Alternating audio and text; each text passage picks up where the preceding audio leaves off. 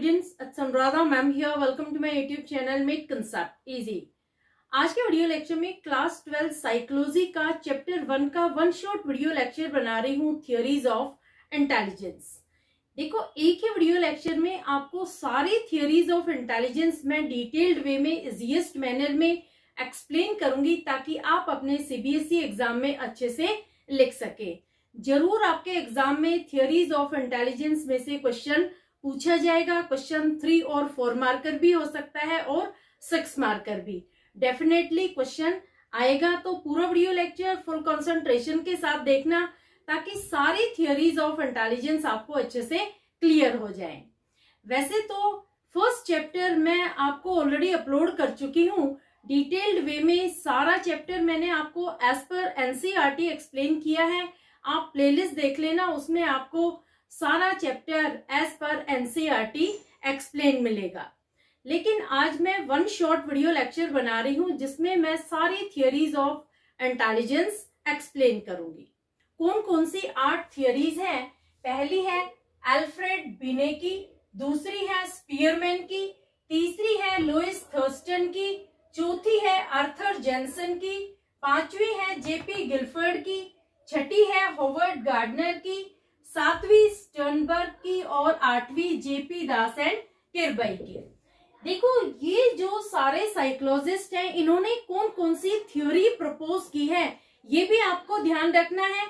और थ्योरी का नाम अगर आपके एग्जाम में आ जाता है तो थ्योरी को प्रपोज करने वाले कौन से साइकोलॉजिस्ट है ये भी आपको ध्यान रखना है। तो दोनों ही चीजें इंपॉर्टेंट है। जो साइकोलॉजिस्ट है, जो प्रपोजर है थ्योरी का, वो भी आपको ध्यान रखना है और थ्योरी कौन सी है ये भी ध्यान रखना है। सबसे पहली थ्योरी लेते हैं अल्फ्रेड बिने की। कौन सी थ्योरी दी है अल्फ्रेड बिने ने? अल्फ्रेड बिने ने दी है यूनिफैक्टर और वन फैक्टर थ्योरी।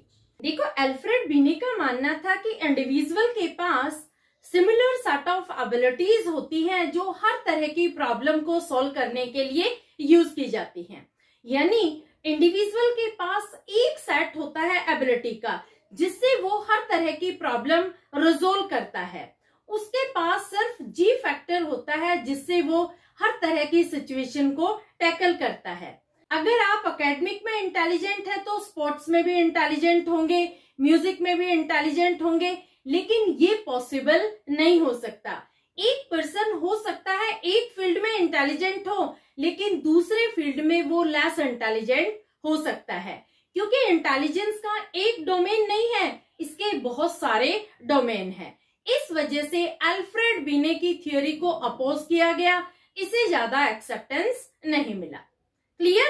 अल्फ्रेड बिने फर्स्ट साइकोलॉजिस्ट थे जिन्होंने इंटेलिजेंस को मेजर करने के लिए, इंटेलिजेंस को अंडरस्टैंड करने के लिए थ्योरी डेवलप की थी, यूनिफैक्टर थ्योरी। दूसरी थ्योरी आती है स्पीयरमैन की थ्योरी। इस थ्योरी का नाम है टू फैक्टर थ्योरी। देखो, स्पीयरमैन ने कहा कि इंडिविजुअल के पास 2 तरह की एबिलिटीज होती हैं। एक होता है जी फैक्टर जिसे हम कहते हैं जनरल फैक्टर, और दूसरा है एस फैक्टर जिसे हम कहते हैं स्पेसिफिक फैक्टर। जो जनरल फैक्टर होता है, जी फैक्टर होता है, ये कॉमन टू ऑल इंडिविजुअल है। यानी ये फैक्टर हर पर्सन के पास होता है irrespective of their caste, colour, religion, economic status. चाहे कोई पर्सन किसी भी कैटेगरी से बिलोंग करता हो, हर पर्सन के पास एक कॉमन सेंस होता है, एक जनरल फैक्टर होता है। जैसे देखो, आपको पता है कि अगर हमें जीना है तो उसके लिए कमाना जरूरी है, तो ये क्या है? ये एक जी फैक्टर है। हर इंसान कमाता है, चाहे वो गरीब हो चाहे वो अमीर हो, चाहे वो कम कमाए चाहे वो ज्यादा कमाए, लेकिन कमाना जरूरी है लाइफ को सस्टेन करने के लिए। तो ये जो फैक्टर है ये हर इंसान के अंदर होगा। लेकिन कुछ लोग बहुत ज्यादा फेमस हो जाते हैं, सेलिब्रिटी बन जाते हैं, उनके पास जी फैक्टर तो होता ही है, लेकिन इसके साथ साथ उनके पास एस फैक्टर भी होता है। इस वजह से वो उस स्पेसिफिक फील्ड में एक्सेल करते हैं। जैसे जो साइंटिस्ट होते हैं, पेंटर होते हैं, आर्किटेक्ट होते हैं, इन लोगों के पास एस फैक्टर भी होता होता है, इस वजह से वो उस पर्टिकुलर एरिया में, पर्टिकुलर फील्ड में पॉपुलैरिटी गेन करते हैं। तो समझ में आया, स्पीयर्समैन ने टू फैक्टर थियरी दी है। टू फैक्टर थियरी में दो फैक्टर है, एक है जी फैक्टर, दूसरा है S factor. G factor common to all है, लेकिन S factor specific to certain person है। ये कुछ ही लोगों के पास होता है, जैसे जो सिंगर होते हैं, जो बहुत बड़े राइटर होते हैं, जो बहुत बड़े म्यूजिशियन होते हैं, जो बहुत बड़े साइंटिस्ट होते हैं। तो इन लोगों के पास क्या होता है कि एस फैक्टर भी होता है, जिस वजह से वो अपने फील्ड में फेमस होते हैं। क्लियर? इसके बाद आती है तीसरी थियरी, लुइस थर्स्टन की थियरी। इन्होंने 7 प्राइमरी मेंटल एबिलिटीज दी हैं इंटेलिजेंस को एक्सप्लेन करने के लिए। देखो, लुइस थर्स्टन का मानना क्या है कि जो इंटेलिजेंस है वो सिर्फ एक सिंगल एबिलिटी या 2 एबिलिटी नहीं है, बल्कि ये 7 प्राइमरी एबिलिटी से मिलकर बना है। कौन कौन सी 7 प्राइमरी एबिलिटी हैं? पहली है परसेप्शन, दूसरी है न्यूमेरिकल एबिलिटी, तीसरी मेमोरी, चौथी वर्बल कॉम्प्रिहेंशन, पांचवी वर्ड फ्लुएंसी, छठी स्पेशियल एबिलिटी और सातवीं इंडक्टिव रीजनिंग। ये क्या होती है, ये सारी मैं आपको 1 बाय 1 एक्सप्लेन कर रही हूँ। सबसे पहले लेते हैं परसेप्चुअल एबिलिटी।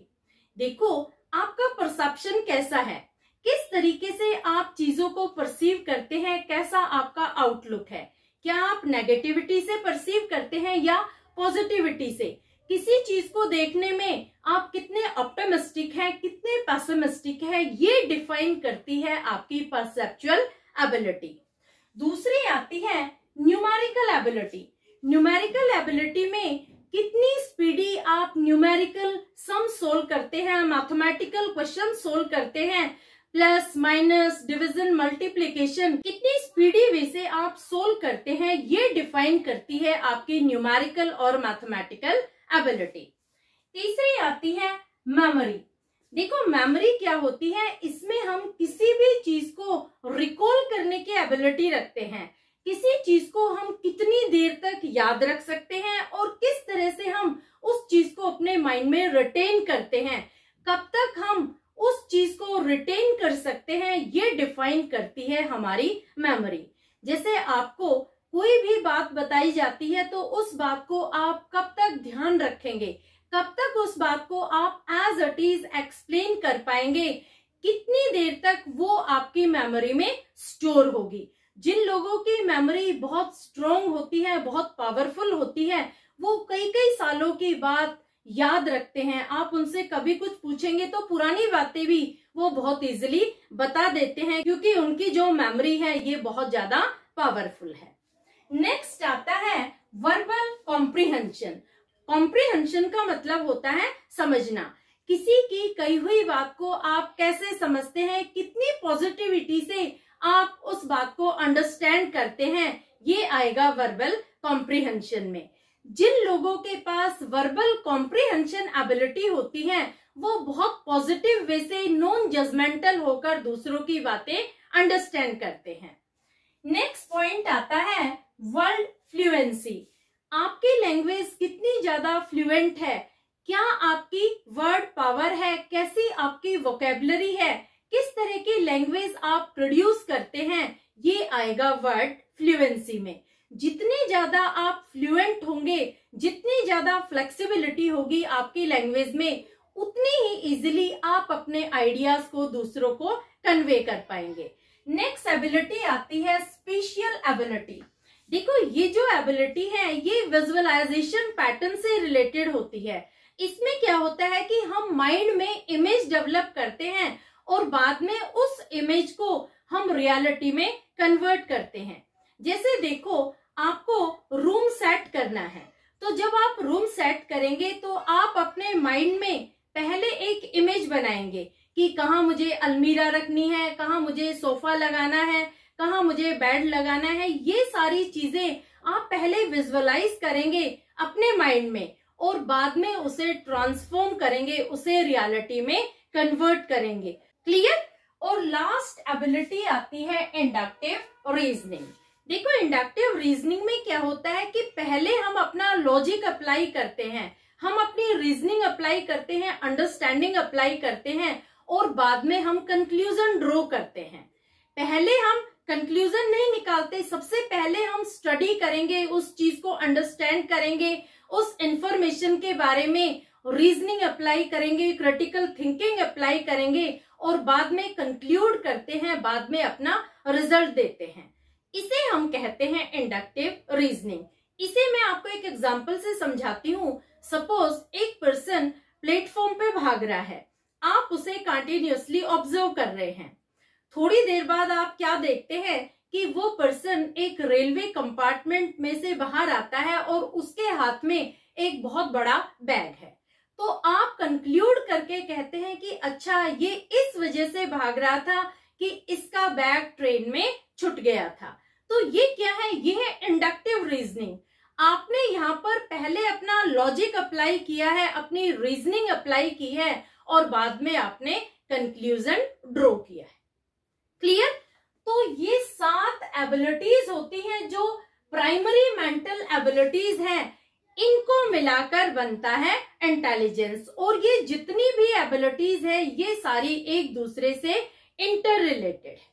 तो समझ में आया आपको? लुइस थर्स्टन ने 7 प्राइमरी मेंटल एबिलिटीज दी है इंटेलिजेंस को डिस्क्राइब करने के लिए। क्लियर? नेक्स्ट थ्योरी आती है आर्थर जेनसन की थ्योरी। देखो, आर्थर जेनसन ने 2 लेवल ऑफ इंटेलिजेंस दिया है। पहला है रोट लर्निंग और दूसरा है कॉग्निटिव लर्निंग। रोट लर्निंग यानी एसोसिएटिव लर्निंग। आर्थर जेनसन ने क्या कहा कि जो इंटेलिजेंस है इसमें 2 लेवल है। एक लेवल है एसोसिएटिव लर्निंग और दूसरा है कॉग्निटिव लर्निंग।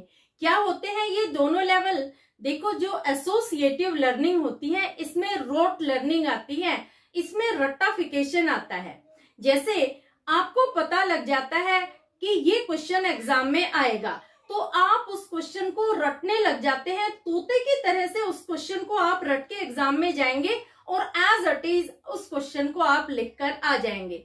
आपको ये नहीं पता कि आपने क्या रटा था और क्या लिखा, आपको कुछ नहीं पता, सिर्फ आपने आंख बंद करके उस क्वेश्चन को लाइन टू लाइन रट लिया और अपने एग्जाम में लिखा है। ये क्या है? ये है रोट लर्निंग। रोट लर्निंग में लर्निंग विदाउट अंडरस्टैंडिंग होती है, विदाउट थिंकिंग होती है।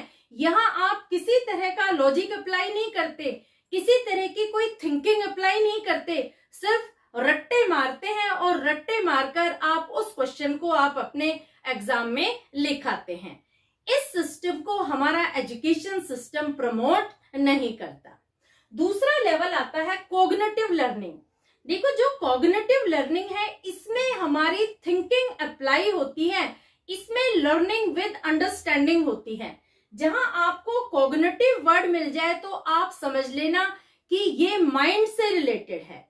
यानी यहाँ पर इनपुट तो बहुत कम होता है लेकिन आउटपुट बहुत ज्यादा होता है। आप थोड़ा सा पढ़ के जाएंगे एग्जाम के लिए, लेकिन आप अपनी अंडरस्टैंडिंग अप्लाई करके, अपनी थिंकिंग अप्लाई करके, अपना लॉजिक अप्लाई करके बहुत सारा एग्जाम में लिखेंगे, विद एग्जाम्पल लिखेंगे, डिटेल्ड वे में आप क्वेश्चन का आंसर लिखेंगे, क्योंकि आपने जो लर्निंग की है वो कॉग्निटिव लर्निंग है।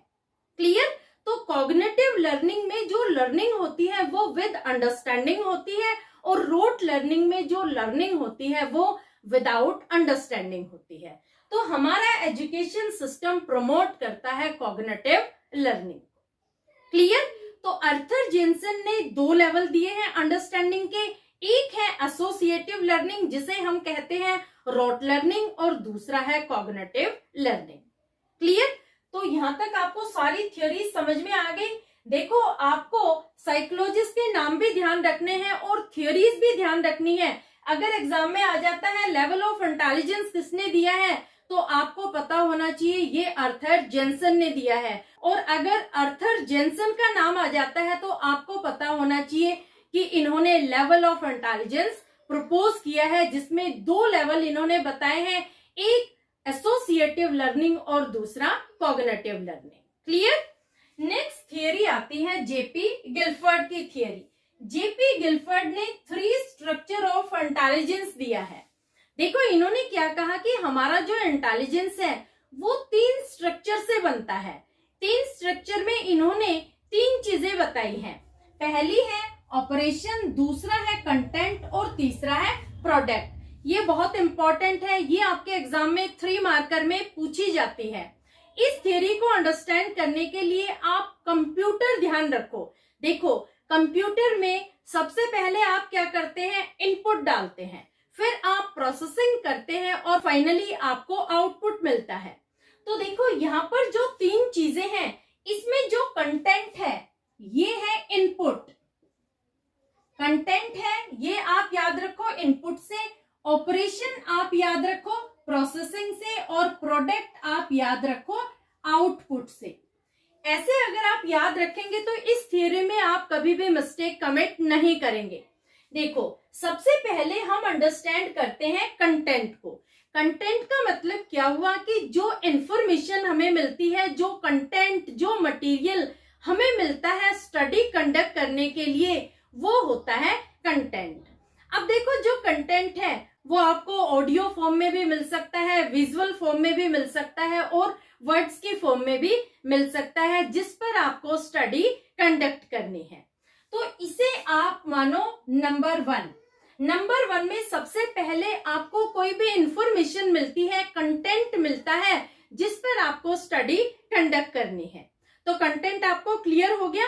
कंटेंट किसी भी फॉर्म में आपको मिल सकता है, चाहे आप सुनकर स्टडी कंडक्ट कर रहे हैं, देखकर स्टडी कंडक्ट कर रहे हैं, या फिर अपना लॉजिक अप्लाई करके आप स्टडी कंडक्ट कर रहे हैं, ये आएगा कंटेंट में। कंटेंट में आपको इंफॉर्मेशन और मटेरियल की रिक्वायरमेंट होती है, जो आपको इंटेलेक्चुअल एक्टिविटी कंडक्ट करने के लिए रिक्वायर्ड होती है। क्लियर? दूसरा आता है ऑपरेशन। अब देखो, जो भी मटेरियल आपको मिला है उस पर आप प्रोसेसिंग करते हैं, तो प्रोसेसिंग के लिए आप कॉग्निशन को अप्लाई करते हैं। कॉग्निशन यानी अपने माइंड को यूज करते हैं, जिसमें आती है अंडरस्टैंडिंग, जिसमें आती है थिंकिंग, जिसमें आती है मेमोरी, जिसमें आता है रिटेंशन और जिसमें आता है रिवैल्यूएशन। ये सारी चीजें आएंगी ऑपरेशन प्रोसेस में। क्लियर? अब तीसरा आता है आउटपुट, जिसे हम कहते हैं प्रोडक्ट। अब देखो, जब आपने इंफॉर्मेशन को प्रोसेस किया तो आपको रिजल्ट मिला, आपको प्रोडक्ट मिला। अब आप क्या करते हैं कि उस प्रोडक्ट को, उस रिजल्ट को क्लासिफाई कर देते हैं इनटू यूनिट्स, इनटू क्लासेस। ये आएगा प्रोडक्ट में। आपको क्लियर हुआ जेपी गिलफर्ड ने किस तरह से इंटेलिजेंस के स्ट्रक्चर को 3 पार्ट्स में डिवाइड किया है। पहला है ऑपरेशन, दूसरा है कंटेंट और तीसरा है प्रोडक्ट। लेकिन आप जब इसे अंडरस्टैंड करेंगे तो आप पहले कंटेंट अंडरस्टैंड करेंगे, दूसरा ऑपरेशन और तीसरा प्रोडक्ट। क्योंकि सबसे पहले तो आपको कंटेंट मिलता है, इंफॉर्मेशन मिलती है, उसके बाद ही आप प्रोसेसिंग करेंगे यानी ऑपरेशन करेंगे, और फाइनली आपको प्रोडक्ट मिलेगा यानी आउटपुट मिलेगा। क्लियर? अब नेक्स्ट थ्योरी आती है होवर्ड गार्डनर की। ये बहुत इंपॉर्टेंट है, ये आपके एग्जाम में 6 मार्कर में पूछी जाती है। होवर्ड गार्डनर ने दिया है मल्टीपल इंटेलिजेंस। इन्होंने मल्टीपल इंटेलिजेंस की थ्योरी दी है। इनके अकॉर्डिंग इंटेलिजेंस एक सिंगल एंटिटी नहीं होती। इन्होंने कहा कि जो इंटेलिजेंस है वो 8 डोमेन में एक्सेल करता है और सारे डोमेन इंडिपेंडेंट है। यानी एक पर्सन एक फील्ड में एक्सपर्ट हो सकता है तो जरूरी नहीं कि दूसरे फील्ड में भी एक्सपर्ट हो। जैसे देखो, आप लैंग्वेज में तो बहुत अच्छे हैं लेकिन मैथ्स में आप वीक हैं। तो इंटेलिजेंस के जितने भी डोमेन हैं, सारे डोमेन इंडिपेंडेंट है, कोई किसी से इंटर रिलेटेड नहीं है। इन्होंने 8 तरह का इंटेलिजेंस बताया है। मल्टीपल थ्योरी ऑफ इंटेलिजेंस में 8 पार्ट्स में कैटेगराइज किया है इंटेलिजेंस को। कौन कौन से 8 पार्ट्स हैं? पहला है लिंग्विस्टिक इंटेलिजेंस, दूसरा है लॉजिकल और मैथमेटिकल इंटेलिजेंस, तीसरा है म्यूजिकल इंटेलिजेंस, चौथा है स्पेशियल इंटेलिजेंस, पांचवा बॉडीली काइनेस्थेटिक इंटेलिजेंस, छठा इंटरपर्सनल इंटेलिजेंस, सातवां इंट्रापर्सनल इंटेलिजेंस और आठवां है नेचुरलिस्टिक इंटेलिजेंस। अब देखो 8 तरह का इंटेलिजेंस होता है गार्डनर के अकॉर्डिंग। क्या होता है ये 8 तरह का इंटेलिजेंस, सारी टाइप में आपको वन बाय वन एक्सप्लेन कर रही हूँ। सबसे पहले लेते हैं लिंग्विस्टिक इंटेलिजेंस। देखो लिंग्विस्टिक इंटेलिजेंस में वो लोग आते हैं जिनकी लैंग्वेज बहुत ज्यादा फ्लुएंट होती है, बहुत ज्यादा फ्लेक्सिबल होती है। वो बहुत जल्दी नए नए वर्ड्स प्रोड्यूस करते हैं और अपनी लैंग्वेज को भी वो बहुत फ्लेक्सिबिलिटी के साथ यूज करते हैं, फ्लुएंसी के साथ यूज करते हैं। ये लोग बोलने में भी बहुत अच्छे होते हैं और लिखने में भी बहुत अच्छे। ये किसी चीज को रटते नहीं है, ऑन द स्पॉट ये लैंग्वेज प्रोड्यूस करते हैं, वर्ड्स प्रोड्यूस करते हैं। जो बोलने में अच्छे हैं वो ऑरेटर बन सकते हैं और जो लिखने में अच्छे होते हैं वो पोइट बन सकते हैं, वो राइटर बन सकते हैं। क्लियर। दूसरा इंटेलिजेंस आता है लॉजिकल इंटेलिजेंस। देखो लॉजिकल इंटेलिजेंस में वो लोग आते हैं जो अपने इंटेलिजेंस को अप्लाई करते हैं क्रिटिकली, जो लॉजिक यूज करते हैं, प्रॉब्लम सॉल्विंग यूज करते हैं। हर तरह की सिचुएशन में वो एक पॉजिटिव सोल्यूशन फाइंड आउट कर लेते हैं अपना लॉजिक अप्लाई करके। ये साइंटिस्ट बनते हैं, आर्किटेक्ट बनते हैं, क्योंकि इनका लॉजिक बहुत ज्यादा स्ट्रॉन्ग होता है। हर प्रॉब्लम को ये इजिली सोल्व कर लेते हैं अपना लॉजिक अप्लाई करके, अपनी क्रिटिकल थिंकिंग अप्लाई करके, एनालिटिकल वे से ये किसी भी प्रॉब्लम को स्टडी करते हैं और फाइनली ये एक सोल्यूशन डिराइव कर लेते हैं। क्लियर। नेक्स्ट इंटेलिजेंस आता है म्यूजिकल इंटेलिजेंस। देखो म्यूजिकल इंटेलिजेंस में वो लोग आते हैं जो म्यूजिक की लय और ताल को बहुत अच्छे से समझते हैं, जिन्हें नॉलेज होती है साउंड की, रिदम की। तो ये बहुत अच्छे कंपोजर बनते हैं। हर किसी को म्यूजिक की नॉलेज नहीं होती। जिन लोगों को म्यूजिक के बारे में पता होता है वही सिर्फ म्यूजिकल इंटेलिजेंस में एक्सपर्ट होते हैं। क्लियर। नेक्स्ट आता है स्पेशियल इंटेलिजेंस। देखो स्पेशियल इंटेलिजेंस में 3D इमेज बनाई जाती है। ये रिलेटेड होता है विजुअलाइजेशन पैटर्न से। इसमें माइंड में पहले इमेज डेवलप की जाती है और बाद में उसे ट्रांसफॉर्म किया जाता है रियलिटी में। जैसे देखो जो इंटीरियर डेकोरेटर होते हैं वो आपके घर को जब डिजाइन करने के लिए आते हैं तो पहले क्या करते हैं, पहले वो सारी सिचुएशन को अपने माइंड में क्रिएट कर लेते हैं। पहले वो माइंड में इमेज बनाते हैं कि किस तरह से उन्हें घर को डेकोरेट करता है और बाद में वो रियलिटी में कन्वर्ट करते हैं अपनी इमेज को। तो उनका स्पेशल इंटेलिजेंस बहुत ज्यादा स्ट्रॉन्ग होता है। क्लियर। नेक्स्ट आता है बॉडीली काइनेस्थेटिक। देखो बॉडीली काइनेस्थेटिक में वो लोग आते हैं जिनका बॉडी पर कंट्रोल होता है, जैसे डांसर्स हो गए, एथलीट हो गए, जिम्नास्ट हो गए, सर्जन हो गया। देखो सर्जन का भी बॉडी पर कंट्रोल होना बहुत जरूरी है। अगर वो कोई सर्जरी कर रहा है और अगर उसका हाथ कांप गया तो जिस पर्सन की वो सर्जरी कर रहा है समझो वो तो गया। तो सर्जन के अंदर बॉडीली काइनेस्थेटिक इंटेलिजेंस होना मैंडेटरी है, रिक्वायर्ड है।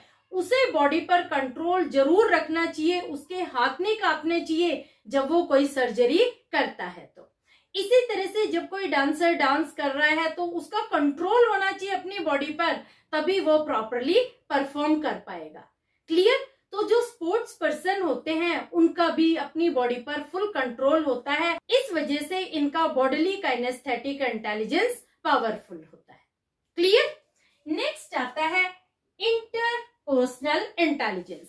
देखो इंटरपर्सनल इंटेलिजेंस में वो लोग आते हैं जो दूसरों की फीलिंग को, दूसरों के एटीट्यूड को, दूसरों की पर्सनालिटी को अच्छे से अंडरस्टैंड कर सकते हैं। इसमें आते हैं काउंसलर, इसमें आते हैं साइकोलॉजिस्ट, क्योंकि वो दूसरों के बिहेवियर को, दूसरों के एटीट्यूड को इजिली जज कर सकते हैं, इजिली अंडरस्टैंड कर सकते हैं। क्लियर। नेक्स्ट आता है इंट्रापर्सनल इंटेलिजेंस। इंट्रापर्सनल इंटेलिजेंस में वो लोग आते हैं जो अपने सेल्फ को अंडरस्टैंड करते हैं, जो अपनी खुद की वीकनेस और अपने स्ट्रेंथ को अंडरस्टैंड कर पाते हैं। वो ये समझ पाते हैं कि हम यहाँ क्यों आए हैं, क्या हमारा रीजन है। तो वो अपने सेल्फ को अंडरस्टैंड करते हैं कि हमारा जो जन्म हुआ है वो किसी ना किसी रीजन की वजह से हुआ है। उनके अंदर क्या स्ट्रेंथ है, क्या पावर है, क्या वीकनेस है, हर चीज को वो अच्छे से एनालाइज कर सकते हैं। देखो, इंट्रा इंटेलिजेंस और इंटर इंटेलिजेंस, इन दोनों में अच्छे से आप डिफरेंस समझ लेना। इंट्रा रिलेटेड है सेल्फ से और इंटर रिलेटेड है दूसरे लोगों से। तो ये दोनों आप अच्छे से डिफाइन करके आना। इंट्रापर्सनल इंटेलिजेंस में वो लोग आते हैं जो सेल्फ की स्ट्रेंथ और वीकनेस को अच्छे से अंडरस्टैंड करते हैं, और इंटरपर्सनल इंटेलिजेंस में वो लोग आते हैं जो दूसरों के एटीट्यूड और बिहेवियर को अच्छे से अंडरस्टैंड करते हैं। क्लियर? और लास्ट आता है नेचुरलिस्टिक इंटेलिजेंस। नेचुरलिस्टिक इंटेलिजेंस में वो लोग आते हैं जो अच्छे से नेचर को स्टडी कर सकते हैं। जैसे फार्मर है, वो सबसे पहले नेचर को स्टडी करके ही फसल उगाएगा। उसे पता है कि कब बारिश होगी, कब धूप आएगी, वो नेचर को अच्छे से अंडरस्टैंड करता है, उसके अकॉर्डिंग ही वो अपनी फसल उगाता है। इसी तरह से जो बॉटनिस्ट होते हैं वो भी नेचर को अंडरस्टैंड करते हैं। जो टूरिस्ट होते हैं वो भी पहले नेचर को स्टडी करते हैं, उसके बाद ही वो अपना टूर प्लान करते हैं। क्लियर? तो ये 8 तरह के इंटेलिजेंस हैं जो दिए हैं हॉवर्ड गार्डनर ने, और हॉवर्ड गार्डनर ने दिया है मल्टीपल इंटेलिजेंस। ये बहुत इंपॉर्टेंट है, आपके एग्जाम में 6 मार्क्स के लिए एक्सपेक्टेड है। क्लियर? नेक्स्ट थियोरी आती है स्टर्नबर्ग की थियोरी, जिसका नाम है ट्राइआर्किक थियोरी। देखो, स्टर्नबर्ग ने ट्राइआर्किक थियोरी प्रपोज की है।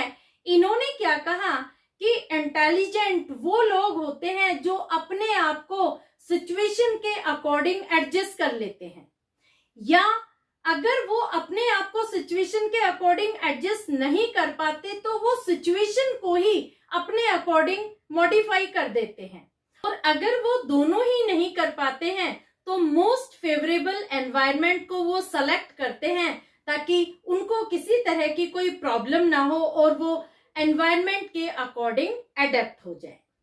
क्लियर? तो देखो, ट्राइआर्किक थियोरी को 3 पार्ट्स में डिवाइड किया गया है। पहला आता है कॉम्पोनेंशियल इंटेलिजेंस, दूसरा है एक्सपीरियंशियल इंटेलिजेंस और तीसरा है कॉन्टेक्सचुअल इंटेलिजेंस। तीनों इंटेलिजेंस क्या होते हैं मैं आपको 1 बाय 1 एक्सप्लेन कर रही हूं। पहले हम लेते हैं कॉम्पोनेंशियल इंटेलिजेंस। कॉम्पोनेंशियल इंटेलिजेंस का मतलब क्या होता है कि जो भी इंफॉर्मेशन हमें मिलती है, जो भी कंटेंट हमें मिलता है स्टडी करने के लिए, उसके हम छोटे छोटे पार्ट्स बना देते हैं। कंपोनेंट्स का मतलब होता है पार्ट्स। उसको पार्ट्स में डिवाइड कर दिया जाता है और बाद में क्रिटिकल थिंकिंग के द्वारा अपना लॉजिक अप्लाई करके हम एक प्रॉपर सॉल्यूशन फाइंड आउट करते हैं। दूसरा आता है एक्सपीरियंशियल इंटेलिजेंस। इसमें क्या होता है कि हम अपने पास्ट एक्सपीरियंसेस और इंटेलिजेंस को मर्ज कर देते हैं। इन दोनों में एक रिलेशनशिप एस्टेब्लिश करके हम स्टडी कंडक्ट करते हैं। देखो, जो भी आपने पास्ट एक्सपीरियंसेस गेन किए हैं, उन एक्सपीरियंसेस के बेस पर आप आगे स्टडी कंडक्ट कर सकते हैं अपने इंटेलिजेंस को यूज करके। तो आपको एक प्रॉपर सॉल्यूशन फाइंड आउट होगा। जो भी नई प्रॉब्लम्स होंगी उनका आप प्रॉपर सॉल्यूशन फाइंड आउट कर पाएंगे। तीसरा आता है कॉन्टेक्सचुअल इंटेलिजेंस। ये रिलेटेड है डेली एक्टिविटीज से कि किस तरह से आप डेली प्रॉब्लम्स को, डेली एक्टिविटीज को हैंडल करते हैं, कितनी इजीली आप जो डेली हैसल्स होती हैं उन्हें सोल्व कर पाते हैं। तो जो लोग डेली हैसल्स को इजीली सोल्व कर लेते हैं, विदाउट स्ट्रेस सोल्व कर लेते हैं, उनका कॉन्टेक्सचुअल इंटेलिजेंस हाई होता है। क्लियर? तो ये 3 तरह का इंटेलिजेंस दिया है स्टर्नबर्ग ने ट्राइआर्किक थियोरी में। ये थियोरी भी बहुत इंपॉर्टेंट है, आपके एग्जाम में 3 और 4 मार्क्स में पूछी जाती है। और लास्ट आता है पास मॉडल, जो बहुत इंपॉर्टेंट है। ये दिया है जेपी दास, नेग्लेरी और किरबई ने। देखो, पास मॉडल ये आपके एग्जाम में 4 मार्क्स में पूछा जाता है और बहुत एक्सपेक्टेड है आपके सीबीएसई एग्जाम में पूछा जाना। क्या होता है पास मॉडल? पास मॉडल के अकॉर्डिंग जो इंटेलिजेंस है वो 3 इंटरडिपेंडेंट एक्टिविटीज का रिजल्ट है। पहली एक्टिविटी आती है अराउजल एंड अटेंशन, दूसरी आती है साइमल्टेनियस एंड सक्सेसिव प्रोसेसिंग, और तीसरी आती है प्लानिंग। देखो, सबसे पहले तो आपको पास की फुल फॉर्म पता होनी चाहिए। ए का मतलब होता है arousal and attention, double S का मतलब होता है साइमल्टेनियस एंड सक्सेसिव प्रोसेसिंग, और पी का मतलब होता है प्लानिंग। ये तीन एक्टिविटीज है, तीनों activities one by one explain कर रही हूं। पहले ले रही हूं अराउजल एंड अटेंशन। देखो, कोई भी इंटेलेक्चुअल एक्टिविटी अराउजल और अटेंशन के बिना शुरू नहीं हो सकती। जहां अराउजल होगा वहीं पर अटेंशन होगी, अगर अराउजल नहीं है तो अटेंशन भी नहीं होगी। तो अराउजल बेसिस माना गया है अटेंशन का। देखो, जब आपके सेंस ऑर्गन किसी भी स्टिमुलाई को अटेंड करते हैं तो वो एकदम अराउज हो जाते हैं। जैसे देखो, आपके टीचर ने टेस्ट अनाउंस किया, जैसे ही आपने सुना कि टेस्ट होगा आप एकदम अराउज्ड हो गए, आपने अपनी अटेंशन पे करनी शुरू कर दी, आप उन चैप्टर्स पर फोकस करने लग गए जो टेस्ट में पूछे जाएंगे। तो जहां पर अराउजल होगा वहीं पर अटेंशन होगी। आप उन चैप्टर पर फोकस्ड वे से स्टडी करने लग गए, आपने लिख कर पढ़ना शुरू कर दिया, चैप्टर्स को रिवाइज करना शुरू कर दिया, तो ये क्या है, ये आप अटेंशन पे कर रहे हैं। तो जहां अराउजल होगा वहीं पर अटेंशन होगी, अगर अराउजल नहीं है तो अटेंशन नहीं होगी। क्लियर? तो समझ में आया आपको अराउजल और अटेंशन में आपको क्या लिखना है। दूसरी एक्टिविटी आती है साइमल्टेनियस और सक्सेसिव प्रोसेसिंग। देखो, साइमल्टेनियस प्रोसेसिंग में क्या होता है कि हम इंफॉर्मेशन को इंटीग्रेट करना शुरू कर देते हैं। इसका सबसे बेस्ट एग्जांपल हो सकता है रेवंस प्रोग्रेसिव मैट्रिक्स, जिसे आप आरपीएम टेस्ट के नाम से भी जानते हैं। देखो, ये जो टेस्ट है इसमें एक पैटर्न दिया जाता है और उस पैटर्न में से एक डिजाइन को हटा देते हैं, फिर आपको 4 ऑप्शन देते हैं कि बेस्ट ऑप्शन चूज करके आपको वो ऑप्शन पैटर्न में फिट करना है। आप क्या करते हैं कि आप साइमल्टेनियसली परसीव करते हैं पैटर्न को भी और ऑप्शन को भी। जो ऑप्शन बेस्ट सूटेड होता है उसे आप सेलेक्ट करते हैं और पैटर्न में फिट कर देते हैं। तो ये क्या है, यहाँ पर आपने इंटीग्रेट किया, बेस्ट ऑप्शन चूज करके उस पैटर्न में उस ऑप्शन को फिट कर दिया ताकि आपका पैटर्न पूरा हो जाए। तो यहाँ पर हम इंफॉर्मेशन को इंटीग्रेट करते हैं ताकि एक प्रॉपर सॉल्यूशन फाइंड हो सके। क्लियर? और दूसरा है सक्सेसिव प्रोसेसिंग। इसमें क्या होता है कि एक के बाद एक इंफॉर्मेशन हम रिकॉल करते हैं। जैसे देखो, जब आप कोई भी एक चीज याद करते हैं तो उसके बाद दूसरी चीज आपको ऑटोमेटिकली याद आ जाती है। जैसे आपको बोला जाता है कि आप अल्फाबेट बोलो, टेबल बोलो, काउंटिंग बोलो, तो जैसे ही आप स्टार्टिंग करेंगे तो आगे का आपको ऑटोमेटिकली रिकॉल हो जाता है। इसे हम कहते हैं सक्सेसिव प्रोसेसिंग। तो साइमल्टेनियस और सक्सेसिव प्रोसेसिंग आपको क्लियर होगी। अब लेते हैं third activity, that is planning. Planning में आप क्या करते हैं कि कोर्स ऑफ एक्शन प्लान करते हैं। यहाँ पर जब आपने इंफॉर्मेशन को अच्छे से परसीव कर लिया, उसे अंडरस्टैंड कर लिया, तो अब आप कोर्स ऑफ एक्शन प्लान कर रहे हैं ताकि आप अपने गोल को अचीव कर सके। जैसे देखो, जब टीचर ने टेस्ट अनाउंस किया तो आप अटेंटिव हो गए। अटेंटिव होने के बाद आपने एक प्रॉपर टाइम टेबल बनाया कि चैप्टर के कौन से टॉपिक को मुझे ज्यादा टाइम देना है और कौन से टॉपिक को कम। क्योंकि आपका गोल क्या है, आपका गोल है कि मुझे अच्छे मार्क्स मिलने चाहिए टेस्ट में। तो अच्छे मार्क्स अचीव करने के लिए आप course of action properly plan out करते हैं। ये आएगा प्लानिंग में।